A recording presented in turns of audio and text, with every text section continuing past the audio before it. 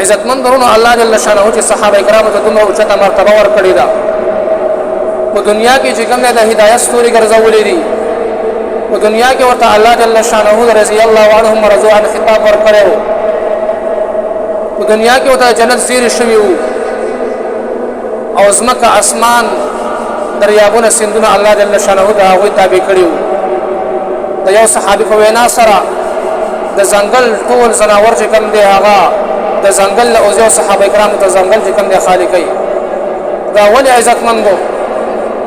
د خپل پیغمبر به کلکه اتباع کوله عزتمند ورو پیغمبر علیه الصلاۃ والسلام چې دنیا ته راغی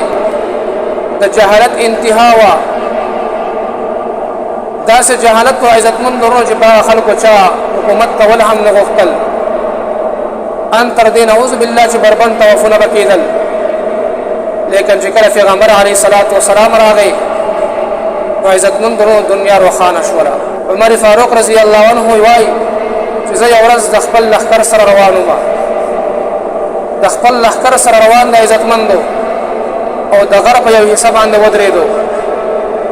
حالانکه د عمر رضی الله عنه داسې بادشاہت وو چې چیلې په پردې فصل هم نشو خوړلې او په نیمه دنیا باندې چې کوم دی هغه حکمرانی کړې ده په هغه ځای باندې اوس 50 تقریبا 50 ملکونه چې کوم دی قائم دي په هغه ځای دومره ځای بادشاہت کړی وو دا وایي چې زه یو ورځ روان زما سره خپل ملګري را سره وو چې کله دا ودرېدل د غرب یو حصہ باندې لاندې خیل کاو نو یو کس ته پوښتنه کوي ولې حضرت وایي څه چل دی تاسو په تعجب سره لاندې ګورئ هغه ورته وایي داسې وخت تېر شوی دی چې ما به د دې غر لمنې ته چې کوم دی وخان راوستل هغه به مې سره ول او ما ته زه دومره نه پوهېدلم چې اکثر ما دا وخان کور ته وږي بوتلل وای ما ته مې خپل پلار ویل خطاب چې ای عمره ته چېرته هم نشي کامیابېدلی تا ته دومره پته نه لګېږي چې دا وخان ماړه دی او که وږي دي وایي زه به یې سم ورټلم وایي چې کله ما د پیغمبر علیه الصلاۃ والسلام په تعلیماتو باندې عمل شروع کړی دی نن چې کوم دی د دنیا په نیمه دنیا باندې زه بادشاهت کوم یعنی الله جل شانه زندگی دومره روښانه کړله بیا عزتمند ورونو موږ او تاسو له پکار دي چې د پیغمبر علیه الصلاۃ والسلام په طریقه باندې روان شو هر کار چې کوم دی هغه د پیغمبر علیه الصلاۃ والسلام د سنت مطابق وکړو موږ او تاسو چې کوم دی جمعه ته رانوځو جمعه ته رانوتل خو زموږ او تاسو روزانه وي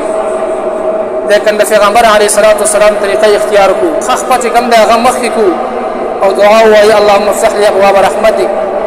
بیا چې موږ او تاسو د جمعات نه وځو موږ او تاسو ګس خپل کوم دی هغه مخکې او اللهم اني اسالك من فضلك دا دعا وایو داسې د پیغمبر علیه الصلاۃ والسلام ډېر دعاګانې دي چې هغه موږ او تاسو ښودلی شوي دي موږ او تاسو هر یو کار چې کوم د پیغمبر علیه الصلاۃ والسلام د سنت طریقو مطابق وکړو الله جل شانه دې موږ او تاسو په ورونو کې د پیغمبر علیه الصلاۃ والسلام سره مینه محبت پیدا کړي او الله جل شانه دې موږ او تاسو له سنت باندې صحیح توفیق نصیب